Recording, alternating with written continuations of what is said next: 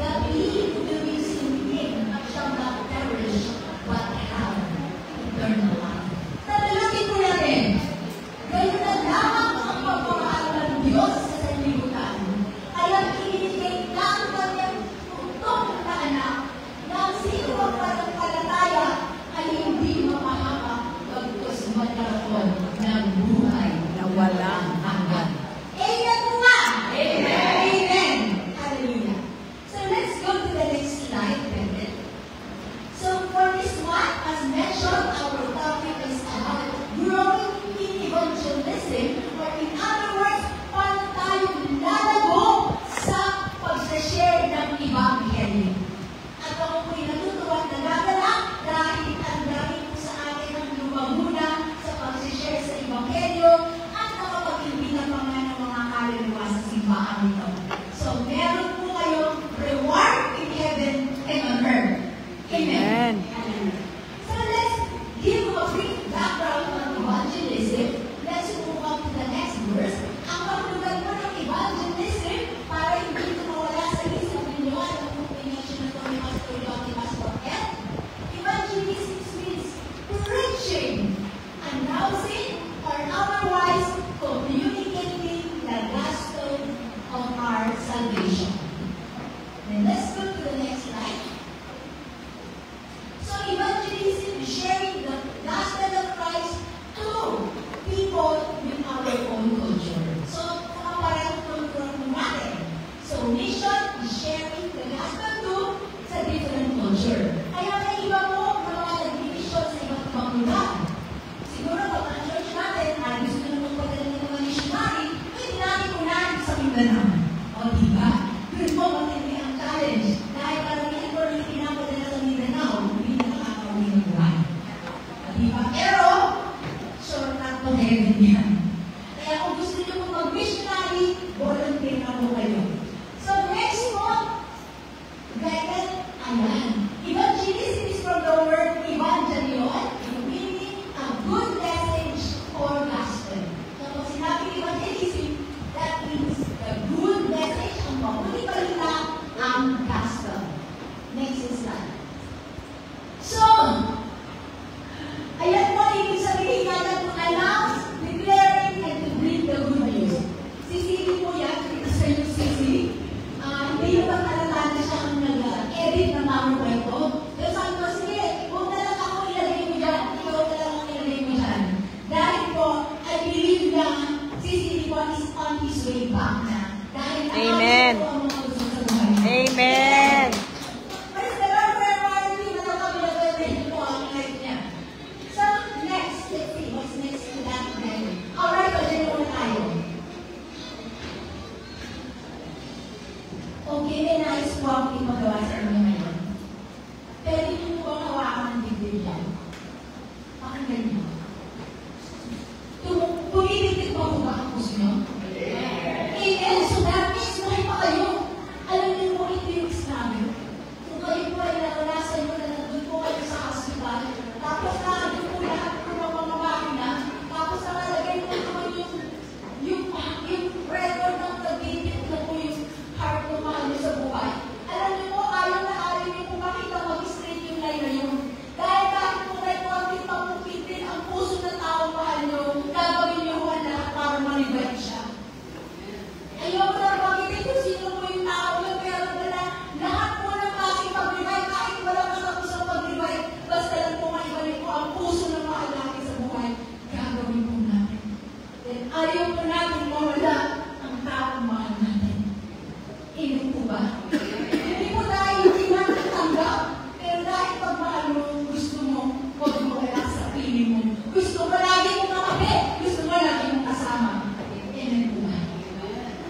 One more thing. Lagay ulit natin sa puso natin. Pakinggan niyo po, sino po ang ibinibigay ng puso niya? Pakinggan niyo, kung pangalan na sinasabi niya. Sinasabi niya, Kristi. Kristi. Christopher.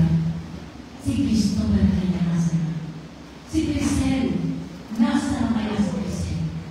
Si Christian, nasa na kaya si Christian. So, pangalan tinitipok ba ng puso niyo? Si Christian.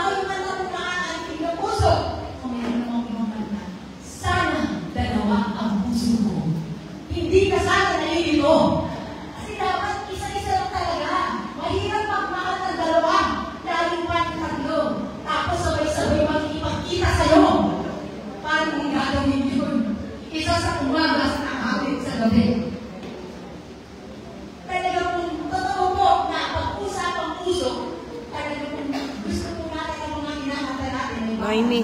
Parang yung may tungkol sa puso. At bilang Kristiyano naman po, may favorite song po ba kayo kantahan kayo ng worship song?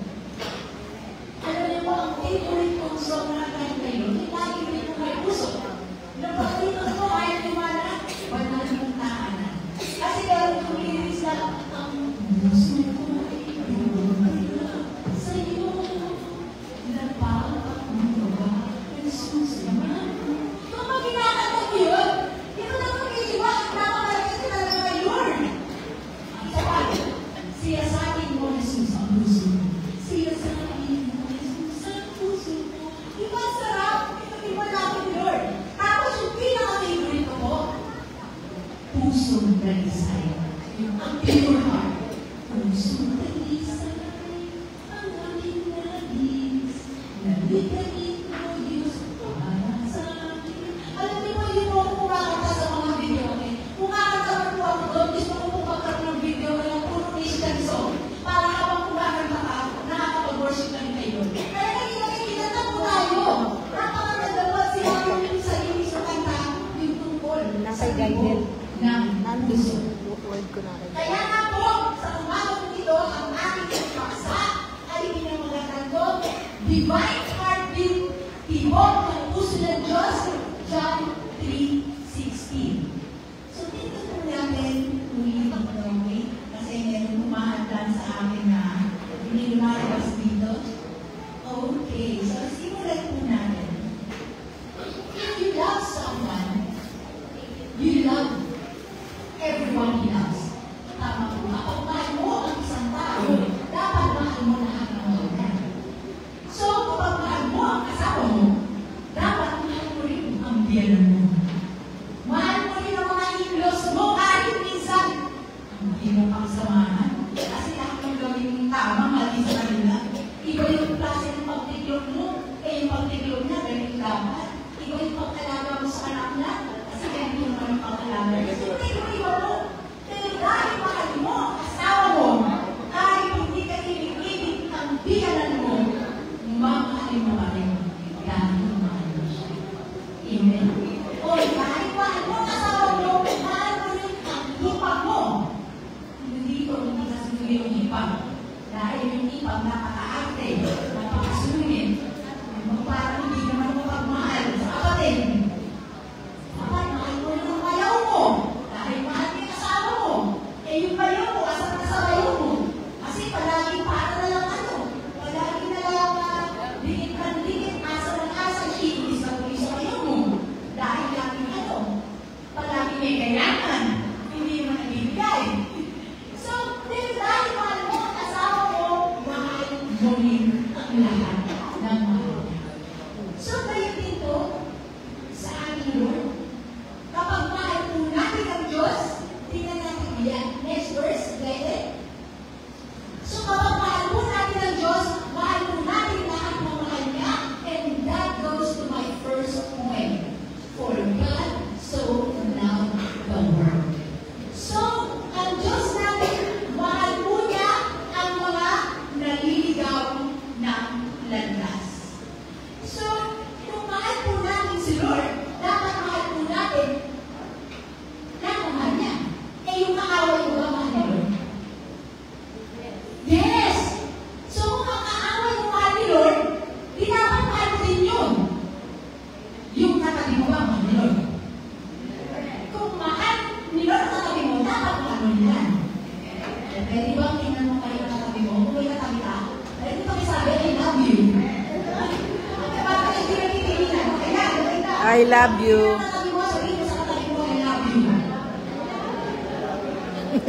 Okay, di ba? Ang sarap palitin ng salitang I love you. Kasi, kahit ayaw mo lang sa katabi mo, mahal niya ni Lord, kaya dapat, mahal mo yung katabi mo na lang. And, kagaya din ito po yan, kahit na lahat ng mga naliligaw sa naglas, kailangan mo, mahal ka. At ito, mahal mo, Gumanda na. ayaw mo papunta sa masama. So, as Christians po, mahal niyo po ba ang mga kapatiran niyo?